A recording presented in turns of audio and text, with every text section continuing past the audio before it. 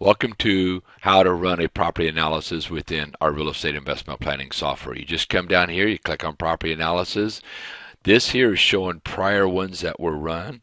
However, when you first open up your software, you're not going to see these.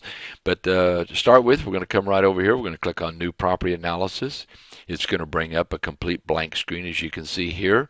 First thing we're going to do is we're going to go in here and indicate what type of property it is. Duplex, fourplex, in this case it's a single family home. We're going to go ahead and enter in as far as the address here, which is 23846 Moreland, and that's in the city of Moreno Valley.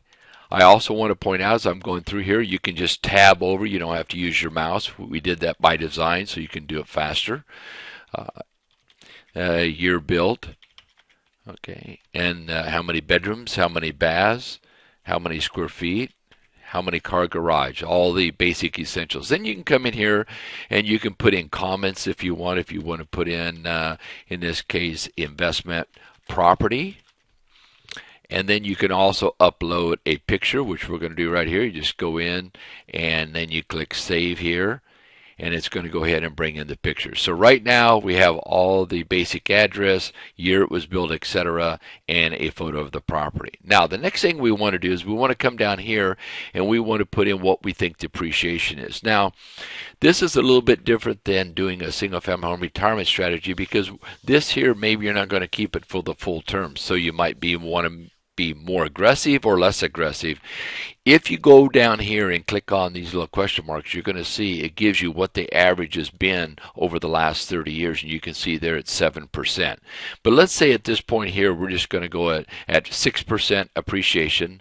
Let's say the operating as far as expenses is going to be 3%, and you may come, well, where did you come up with that 3%? Well, if you click on here, it'll let you know that, okay, to verify the data.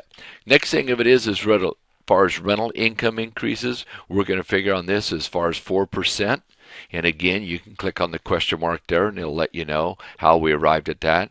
Our vacancy factor here, we're going to go ahead and factor in a factor of 3. And then the tax bracket, we're going to factor in 40. That's anticipating about a 30% federal bracket and a 10% state. Now, if you're in a state that doesn't have state taxes, then you would adjust that accordingly. Then you just hit your tab key. You'll see the save turn from blue to gray. You just hit enter, and now it prompts you down to the next section here, which is the purchase price. Now, the purchase price on this property here was $150,000. The down payment, if we hit tab, you're going to see the tab brings you right over to here, and you can click on the down arrow here, and then you can put in what your payment's going to be. Normally on investment property, you're probably talking 25%. If you notice there, as soon as I put in 25%, it calculated 25 of the 150, which is 37,500. If I hit the tab key, I'm saying I'm going to put a 30-year loan on it. My interest rate, let's say, is going to be 4%. And if I come down here and hit my tab again, the save key turns to gray. I just hit my enter key, and it automatically tells me what my loan amount is.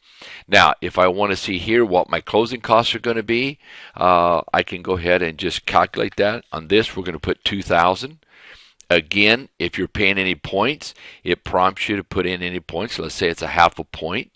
As far as prepaids, if you're not familiar with what prepaids are, you can just go over here and it'll let you know as far as what that is. Okay, but in this case, we're going to put prepaids at $1,500. And as far as improvements, these are what we call make ready. In other words, what does it cost to make the property ready? And it'll give you some idea there as far as what the average is. But right now, we're going to put in $4,000 here, hit save, and now that information is complete. So if we come down here, it tells you what your principal and interest payment is on this 112 is $537.09. That's just P&I, or principal and interest. Come down here, it'll also show us what our total investment is. We have our 37, we have our closing costs, points, prepaids, improvements, and our initial investment of $45,000. Okay, now, next thing we're going to do is come up here. It's going to go ahead and show, as far as in terms of the rental rate, and our rental rate on this is $13.50. Again, using the tab key so you can move very quickly. There is no parking or vending. That normally is on multi-family properties where you'll have vending machine income or parking income. So you come on down here, and on property taxes were $150. As far as insurance, property insurance was $40. That's going to change from state to state. If you have any association fees or whatever, that would go in there. In this case, we didn't have any. As far as in terms of the management fee, you can calculate in here. I will say this, that if you have a management company at 10% and they're a good property management professional company that specializes in single-family home, they're well worth their 10%. Pool service, if you have a pool, we recommend that you do have pool service because most resident tenants do not take care of the pool like they should. If you're going to provide lawn service while it's occupied, you would need to put that number in here.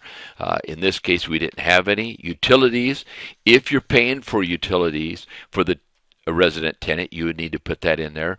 If you're not, you would still have some kind of utilities because when it's vacant, you're going to have something. So we're going to just average $20 a month so we can average it out over the period of time. As far as in terms of maintenance, this here, there's a wide variety as far as on maintenance and what people think it's going to be.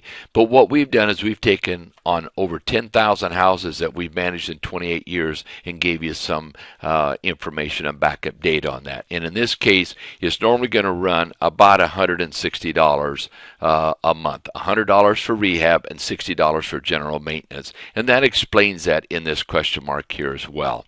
Okay, down here, if you have PMI or MMI, mutual mortgage insurance, you'd put that in there. Any advertising or leasing fees, if you had that, we're just going to figure $20 on that. Any miscellaneous, we're just going to figure $50 for the unknowns. And then if you come down here and hit save, it's going to go ahead and calculate now your total monthly expenses up and above your principal and interest. So your total monthly payment summary, you have principal and interest of $537 and other monthly expenses of $575. So your total payment is $112.09. Now, to see, is this, should I buy and hold or should I buy and flip? Well, the buy and hold, it's already calculated it for you. You can see here the gross income is this, the vacancy factor, it's calculated. Down here it shows your property taxes, your insurance, management fees, and other costs. Your other costs, if you click on here, it'll tell you what those are. Okay, so your total operating costs are $6,900. Your net income is $8,800. If you take the 69 from the 15, that's how we arrive at the 8. Mortgage payment is $64.45. So you have a cash flow of $23.68. You have a principal reduction each year right now of $2,061, and the appreciation right now is looking at $9,000 a year. So we have what we call gross equity of about $13,000. However, your cash on cash return is 5.4% on it, and it also calculates your cap rate and return on equity. And if you're not familiar with what each one of these are, you can just click on here and it'll explain it to you. Now, in the event you were thinking about reselling this property, let's just go ahead and go up here. Let's say we think we could resell the property for $200,000. So we put in here, we also know there's going to be closing costs when we resell it, not when we're buying it, but reselling it. So let's say there's another $2,000. Let's say we have $5,000 in carrying costs of some sort, and we're going to have to pay a 6% commission.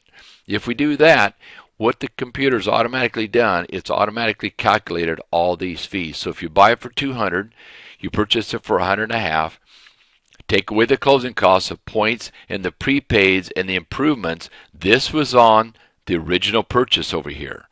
This is not selling it. And then your carrying costs, resale, and commissions when you sold it, your net profit would be $22,000. You had to lay out $177,000, so your return on investment is 12.9 or almost 13%. However, if you can turn this $177,000 around, let's say 3 to 4 times a year, at 4 times a year, you'd be making 45 to 50% return on your money, so it would be well worth it. Now, going on down to the bottom here, if you want to go ahead and print all this information out, you can just go over here and click check all. It will then go ahead and send this up as far as to a print view. and you're going to be able to see very, very shortly here as far as in terms of exactly how that would work out as far as on the actual. This is your printout. It shows you very specifically as far as your return projections, your buy and hold the first year, if you're going to buy and hold it, if you're going to buy and flip it, it gives you this information.